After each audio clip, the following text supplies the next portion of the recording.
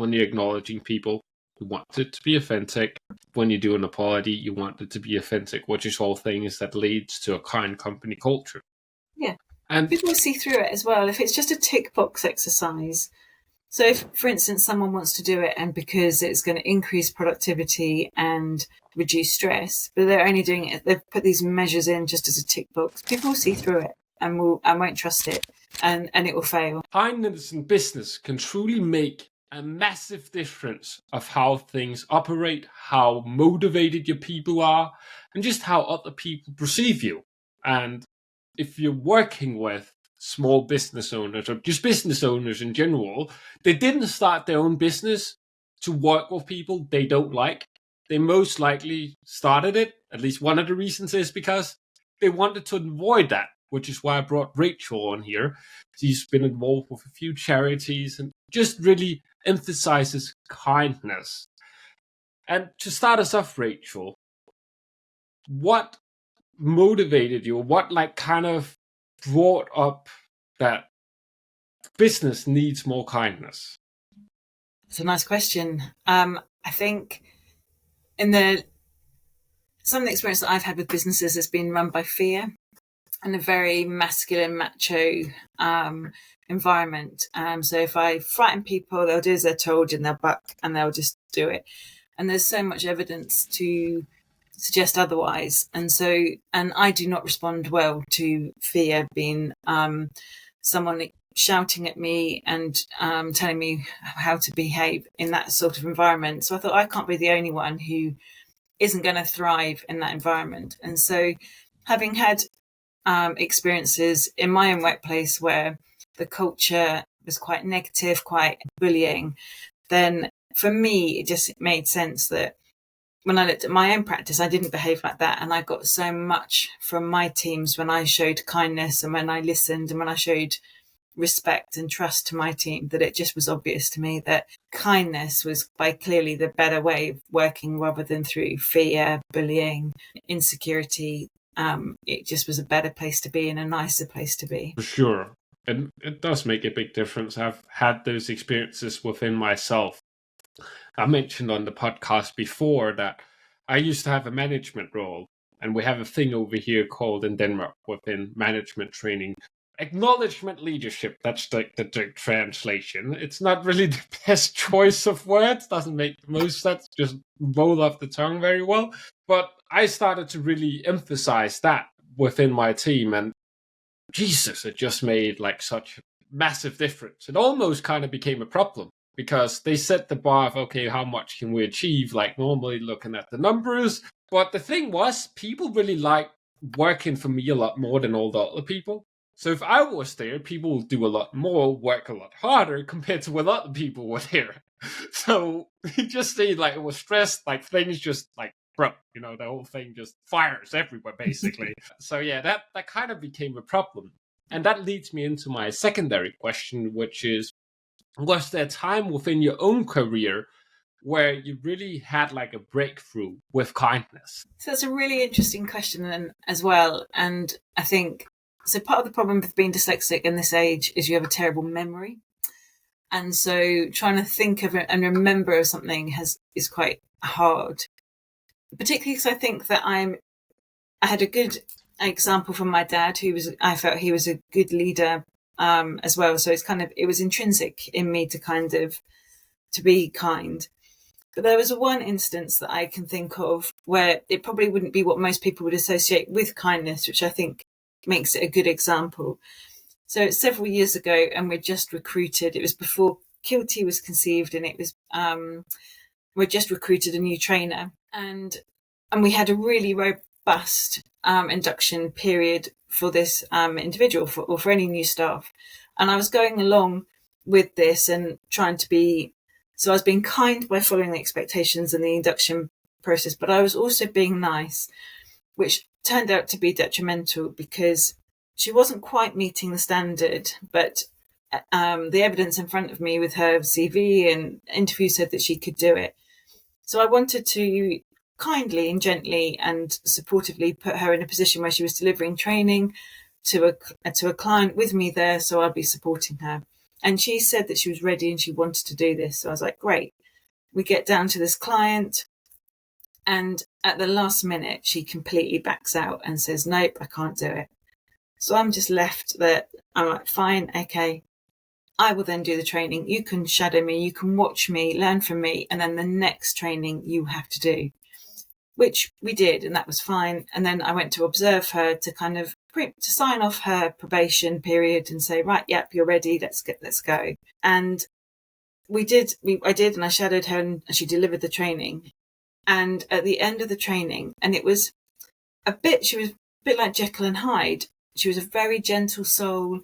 And that was one of the issues that I was feeding back to her, was that her voice projection wasn't very good and people were struggling to hear her. But as soon as everyone had left the training, she turned into someone else and was furious with me and was saying that I'd made her do something she didn't want to do. She was not ready, that she didn't know about the criteria that I was observing her from. And it wasn't assessment. It was just to kind of, as anybody would when you deliver training, it's always good practice to have people watch you and show you, and so you can learn from them.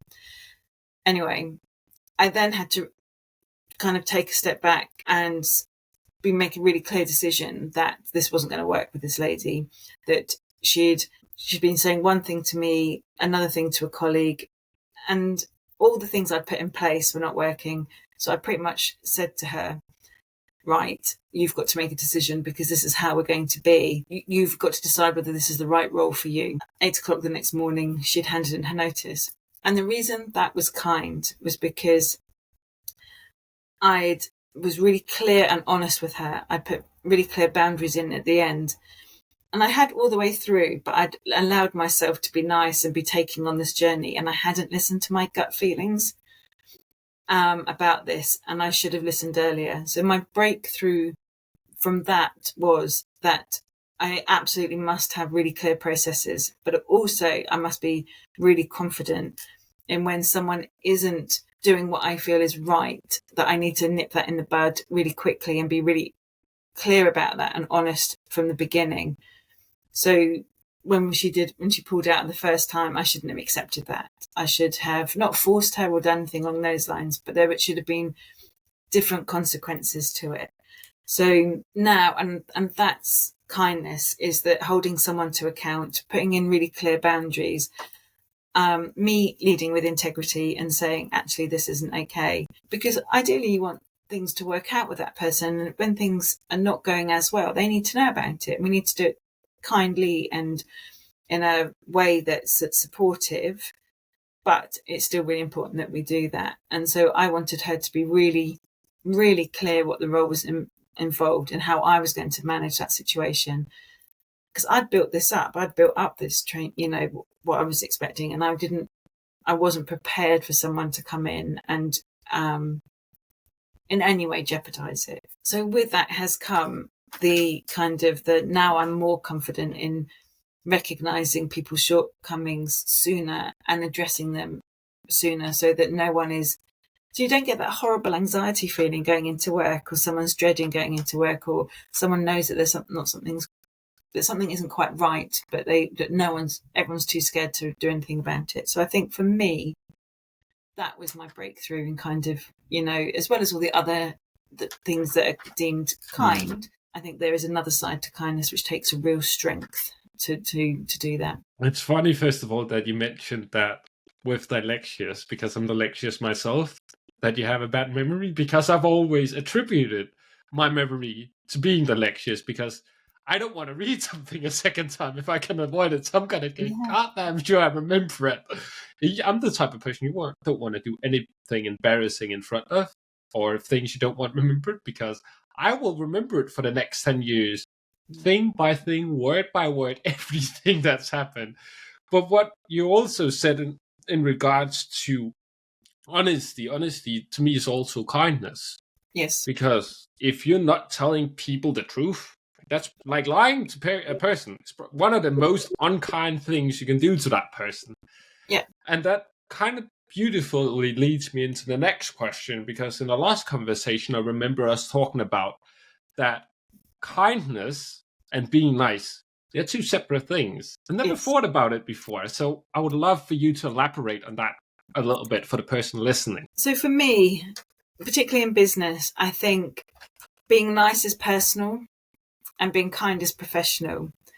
So the reason it kind of really sat with me is because I just seen a reel on Instagram where there was a lady who was a mental health advocate in Canada, I think, and I think there was several. She was very beautiful. She was dressed really lovely, and she was presenting in a certain way. And the comments that she was getting from particular men were really sexual, really explicit, and really awful. So but there was one man in particular, and she held this man to account very publicly. He was very publicly being incredibly disrespectful. And one of the comments that was said to her was that she wasn't being very kind to him. And she said the opposite. She said, I am being kind to him. I'm showing him for what he is. I'm holding him to account. I'm making it really public that I'm not going to tolerate this behaviour. That's kindness.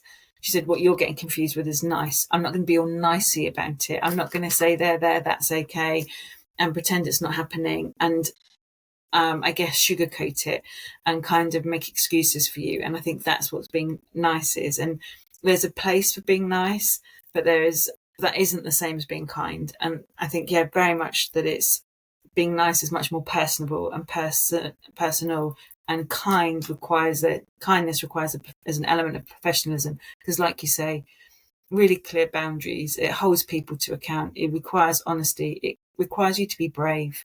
And I think it always requires you to be brave to be nice. I think most of us want to be nice, but not all of us want to be or can be kind, for whatever those reasons may be. Yeah. Well, sometimes, especially when it comes to like honesty is kindness, it's a lot easier not to be kind.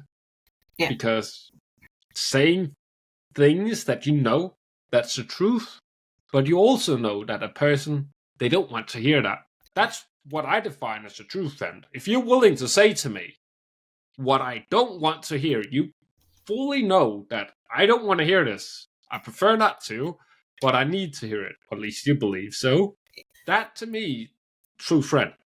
If you can't do that, I wouldn't really call you a friend in such a way. It's more like we're acquaintances.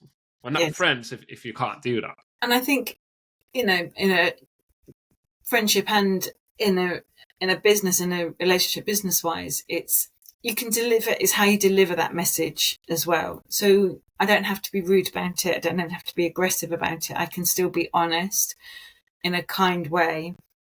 But the nicety will be sugarcoating it or backing down or kind of not doing it as well as I could have. And I think that's, for me, that's the difference. And having the strength and the bravery to work it out together, so that you're saying,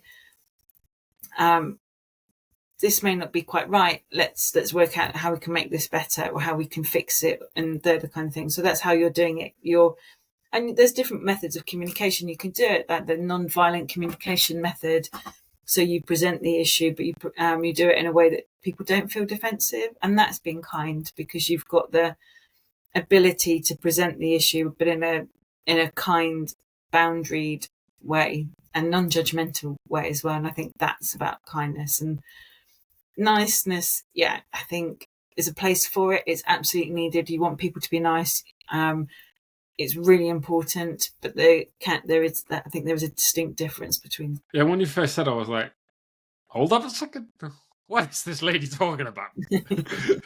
I'm pretty sure those two things go hand in hand, but when you explained it, I definitely agree with you. There is a distinct difference in the two. And also how you say things, like that's very, very important. Because if you leave people with a bad taste in their mouth, especially if it comes like feedback, the chances of them doing anything about it is not very high. They might do something the first week. And then after the first week, like, nah, I ain't doing this no more. I've shown I can do it. I don't care. I want to go on to the next thing. I don't want to do this. But if you like leave them with like a positive impression when they remember this, that's really where you have the best results. Like those things really does change. That's the exact same thing with like the acknowledgement. I always made sure to use like the sandwich, where you start off with something nice, then you put in like the criticism, constructive criticism in the middle, and you end up with something nice.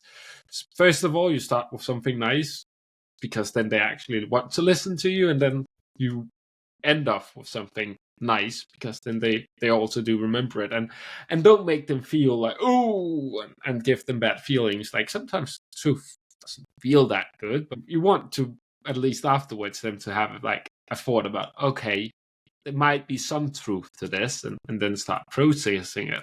But also, since you're dyslexic, you've been diagnosed with it, and it happened a little bit later in life. And for me, I was like, I think I was in the third grade, or like 8 when I got diagnosed. So Okay. I was very clear of it. My mom was very harsh. Like I don't think she was the most popular parent at school. Let's just say it like that, because she was like, "Yeah, make sure this done, this done, this done," like very much. But she's a very kind woman. But if you're not kind back to her, she's definitely not a very nice woman. You don't want to get on her bad side. That yeah, I know when certain words get said, I'm like, oh no. I'm walking the other way. So how was it? Like, how after you got diagnosed, how did that really affect your approach to business compared to how things were before? I think, so for me, I was diagnosed, or it's an interesting term, diagnosed, because I'm not sure I really like it, but it's maybe I identified or found out or discovered that I was dyslexic. For me, initially it was like this whole weight had been lifted off me, because there was an explanation as to why I thought the way I thought and the way I behaved the way I behaved. So, and when you've gone through an education system that's not structured to support people who who are neurodiverse, and who, when I was regularly told I was stupid, I had physical evidence that I wasn't stupid. So there was this, again, this weight had been lifted, and I felt finally listened to, that someone actually got it and understood me. And so how that's changed is that now I feel I can be non-judgmental, and that I can then take a much more empathic approach to business. And because ultimately, in whichever element of the business, whether it's coaching, training, or consultancy, people want to feel heard and people want to feel understood.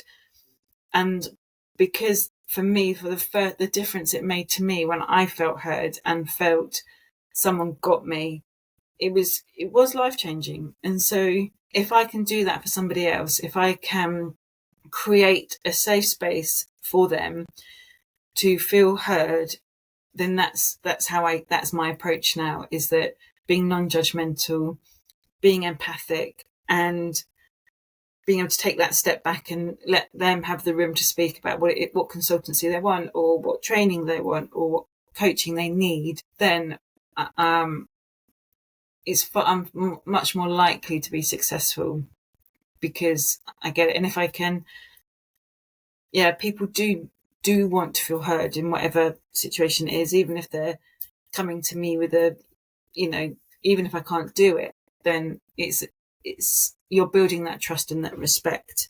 It kind of, early on in early doors. If I can't do it this time, then maybe something I can do next time. I mean, just hearing people out is a very important thing, because most conversations we have, people are not going to sit there and listen. And if they listen, they just listen for the spot when they can jump in and start talking about themselves. But just to cure my own curiosity, like, how does the UK deal with people that's dyslexic, actually? How do I do what? Sorry, how do the UK or the England, how do they deal with people that's dyslexic? Is there any type of support? We have a bunch of it over here. Yeah, to be fair, actually, there's a really amazing organisation called the British Dyslexia Association, and actually we work quite closely with them, and they have a helpline for people as well, and there's support groups, and there's lots of resources for them. We also there's a government scheme which isn't just for people with dyslexia, but it's for people who have any form of disability, but also neurodivergence, I guess, as well. So it's called Access to Work. So you can apply for a grant for different tools to be able to use for work. So, for instance, I've applied for it. So there's potential that I can have coaching or headphones or microphones or dictaphones, sorry. And there's a piece of technology or software, I should say, called Dragon that I can use as well. So it can reads the screen for me and things like that. So there is, and there's all sorts of different pens. So there is support.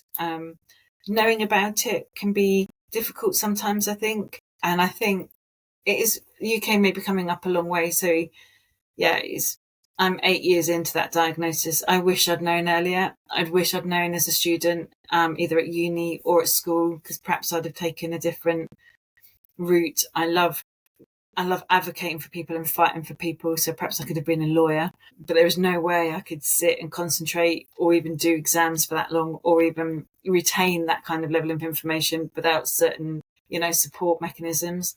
Or I love the body, the human body. So perhaps I could have been a doctor, but that was just never on my radar because school just wasn't a place for me, really. So I was the class clown. I love entertaining people.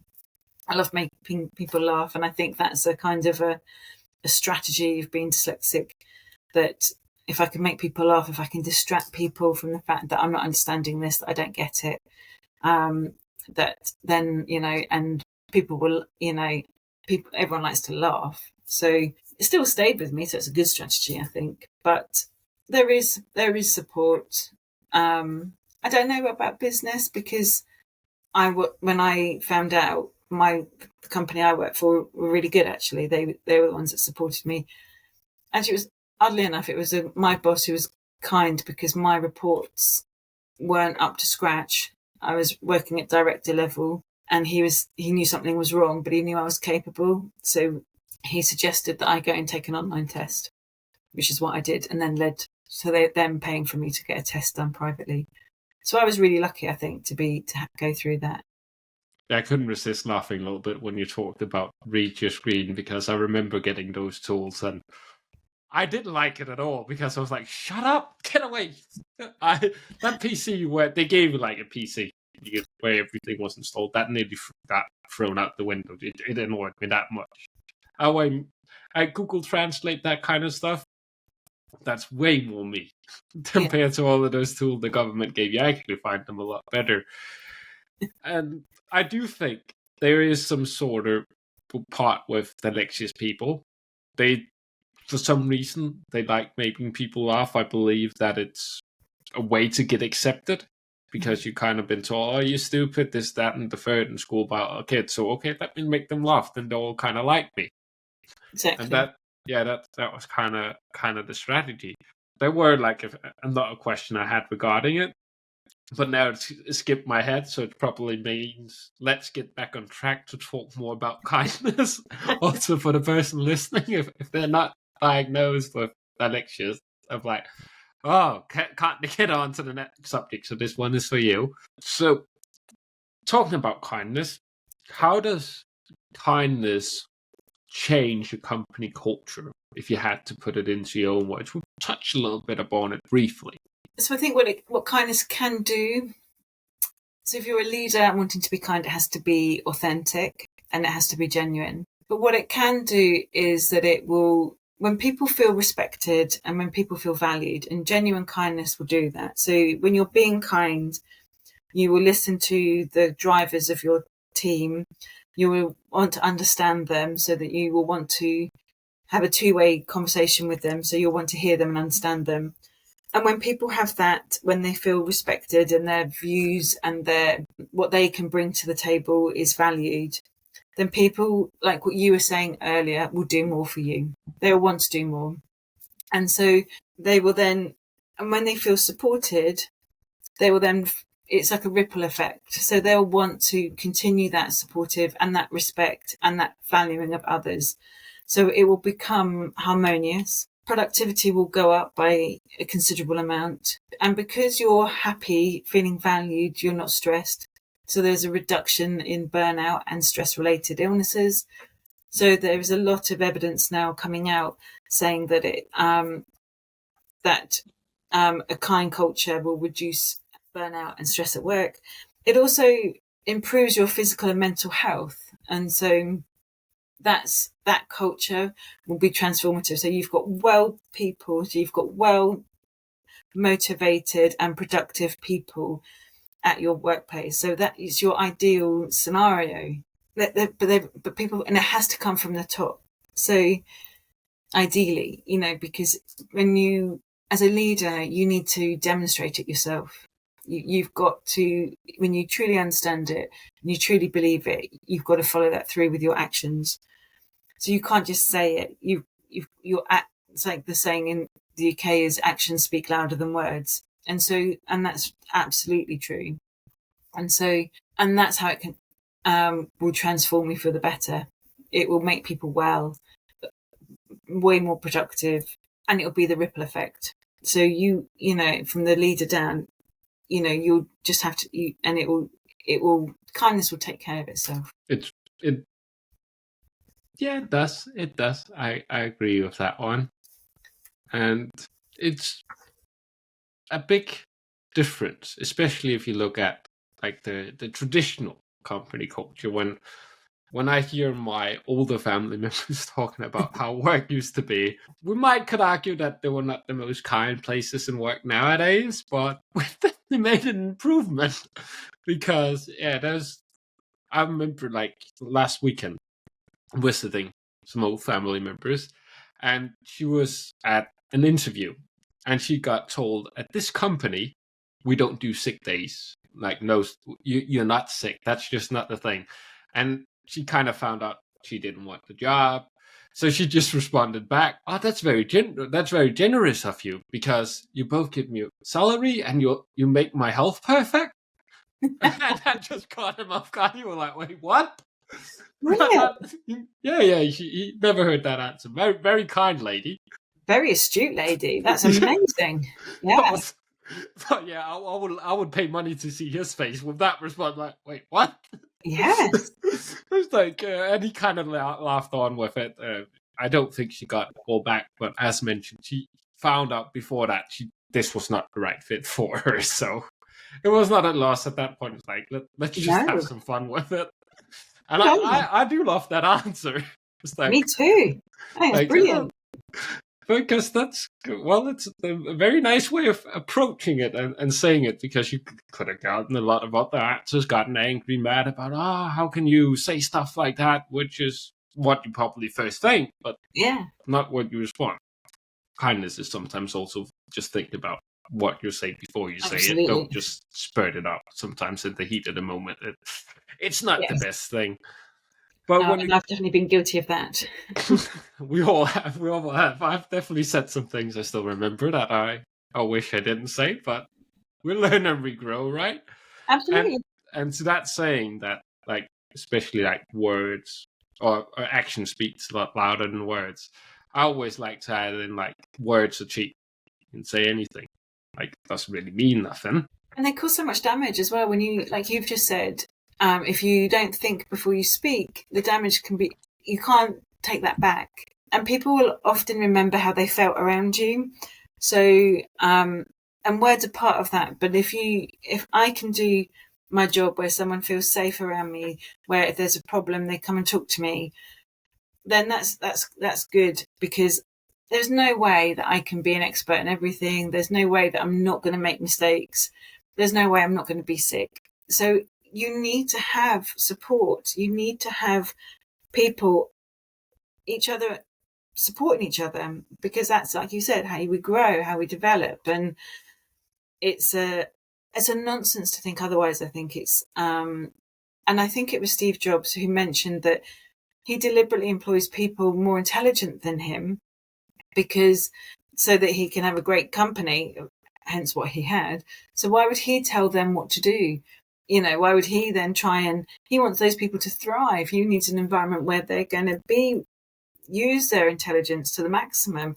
And that's very much kind of how I am. It's, why would I not want my team to thrive? Why would I not want them to be in a position where they thrive and grow and are happy?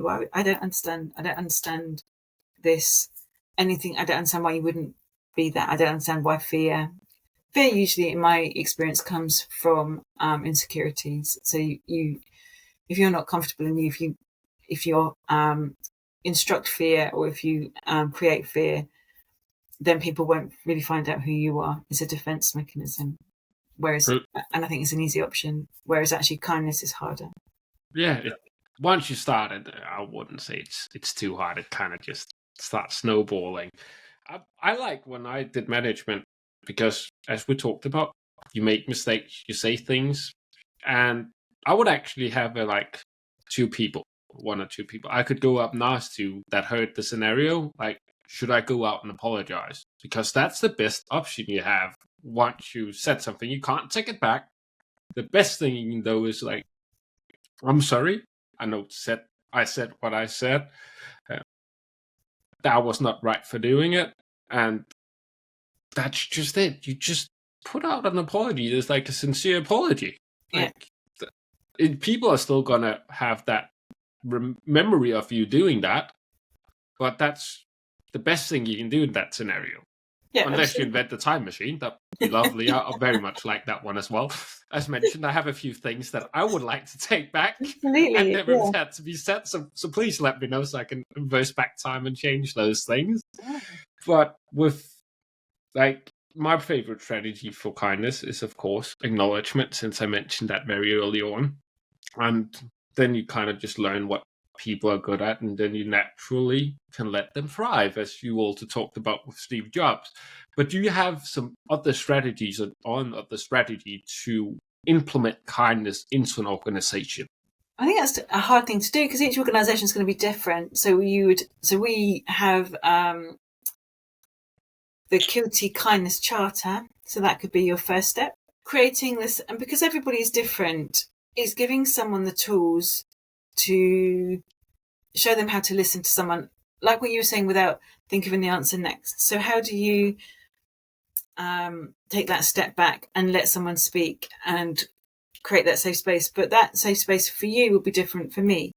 So I think the tools will be is having those active listening skills to be able to do it, finding out what each team member needs and what their motives are for coming into work, having the capacity to, like you say, apologize, be open, be authentic to you. And I think actually the biggest tool, I think, particularly as someone as a leader, you have to really know yourself well, I think, and be okay with you, because then other people, because things won't faze you. Like if I make a decision and someone doesn't like it, I absolutely have to explain it to them so they understand it, but they don't have to like it. But I want them to come with me on that journey. So that's my responsibility to ensure they come with me. It's also my responsibility to understand why they don't like it, but I choose to accept it or not to accept it, and as do they. So it's creating that environment of choice as well, and treating them as adults, and we've employed them for a reason. They've got the role on merit. We've interviewed them. We've been through a process. They're there for a good reason. That may change in time, but so I think those would be the kind of the tools really. To start off, is to have that is understand you, be authentic to you, and be authentically kind, and your actions must represent kindness and must be kind. I think authenticity is a very important thing when it comes to kindness. Yeah. Because you don't want to, also when you're acknowledging people, you want it to be authentic. When you do an apology, you want it to be authentic, which is all things that leads to a kind company culture. Yeah. And people see through it as well. If it's just a tick box exercise, So if, for instance, someone wants to do it and because it's going to increase productivity and reduce stress, but they're only doing it, they've put these measures in just as a tick box, people will see through it and won't trust it, and it will fail. Yeah. I found, though, as soon as you start looking for what people do great, then all of a sudden, they're pretty goddamn awesome, all of them, pretty much. There's still a few people like, oh, no, get the hell out of here. It's going to happen. Sometimes we talked about making mistakes. Sometimes you make mistakes when hiring people. Yes, that's true. For Yes. whatever reason, they fooled you to believe something that wasn't true. Absolutely. And then the best thing you can do is get rid of it. Absolutely. Otherwise, you're not kind to them. You're wasting their time. You're wasting your own time. And you're wasting everybody else on the team's time. Absolutely. That's just, you're making it worse for everybody. Like, let them go so they can go do something they're better at. And they can find their thing. Absolutely. And I think it's also embracing difference as well. So I think it's really important that to make up a good team, you need people with different abilities, different skills, diversities, ethnicities. It makes for a really good team. And I think I had a team that was so different. One of my team members was incredibly, I'm going to say creative, but chaotic as well. So it was like there'd be an explosion of before she was delivering the training. But when the training happened, she was amazing. She was brilliant. You didn't see, none of the participants saw any of the chaos, and she was fabulous. My other trainer was the polar opposite of that, was incredibly organised, very methodical. But again, an incredible trainer. Both of them were fabulous. But they kind of felt a little bit inferior with each other because they were so different. But that's what we needed. We needed both of those skills. We needed the organizational skills and we needed the creativity part of it to come together. And it was really important that we had all of that, because that's what made a brilliant team, and we grew and we got bigger, and and we learned from each other, and that was really important as well. So I think that's a good part of being kindness, and that could have gone horribly wrong if they weren't allowed to be them, and if I led by fear and said, no, you've got to not be this volcano erupting, you've just got to do it in this methodical way, she wouldn't have thrived and she wouldn't have been a good trainer, because she wasn't being true to herself, or I wasn't allowing her to be true to her. So would you say, if you had to sum up what we talked about in this podcast, being true to yourself would kind of sum it up? Or would you like to put a few more words on it? No, I think you must be true to yourself. Absolutely. And I think when people are feeling stuck, or when people are in any situation, I think it's imperative that you're true to you, because when you're not true to you, you're the one who gets hurt. But then the ripple effect is that you can hurt others, and you're not happy when you're not being true to you. And when you're not happy within yourself, the unfortunate repercussions of that is that you then are not happy towards others, or not kind towards others. And so I think there's a lot of images and telling you how you should be, not just images, but messages of telling you how you should be, what you should look like, what you should wear, what you shouldn't wear, all this kind of thing. And actually finding the strength to fight that can be hard, but finding a way to manage it and still be authentic to you is really important. I love that you mentioned that how it makes you frustrated if you're not authentic to yourself, and that makes you hurt others, because the moments I would want the time machine for, to pull back time and stuff to take back, if I could only pick a few things, those would be in situations where I was unhappy, I was frustrated for whatever reason, because I just didn't care. I was hurt, so I didn't care about hurting other people. So I think that's a beautiful point as well.